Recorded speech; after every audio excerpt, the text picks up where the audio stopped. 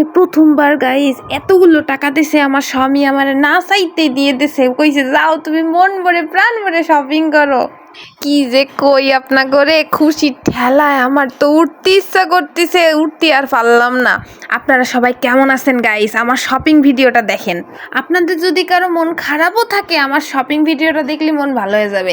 কারণ মেয়েরা মেয়েদের শপিং করা দেখলে অনেক বেশি খুশি হয়, আবার কেউ কেউ আছে জ্বলেও যায়, গাটা জ্বলে আর কি। তো জ্বলাজ্বলি বন্ধ করে আসেন আমরা মার্কেট করি, শপিং করি। এই শাড়িটা আমার কেমন লাগতেছে কন তো? আড়ংয়ের এই শাড়িটা যে এত সুন্দর, কিন্তু দাম দেখলে আর কিনতে মন চায় না। কিন্তু যেখানে আমি সুযোগ পাইছি যে আমার স্বামী আমার টাকা দিয়েছে কেনার জন্য, সেখানে তো আর হাতছাড়া করা যাবে না, সব নিয়ে নিতে হবে তাড়াতাড়ি করে। কসমেটিক্স নিতে হবে, ব্যাগ নিতে হবে, শাড়ি নিতে হবে। মাঝে মধ্যে এরকম শপিং টপিং করে দিলে কার না ভালো লাগে কন? অনেক ভালো লাগে শপিং টপিং করে দিলে। মেয়েদের যদি মন খারাপও থাকে তাও 1 মিনিটের মধ্যে ভালো লেগে যায়।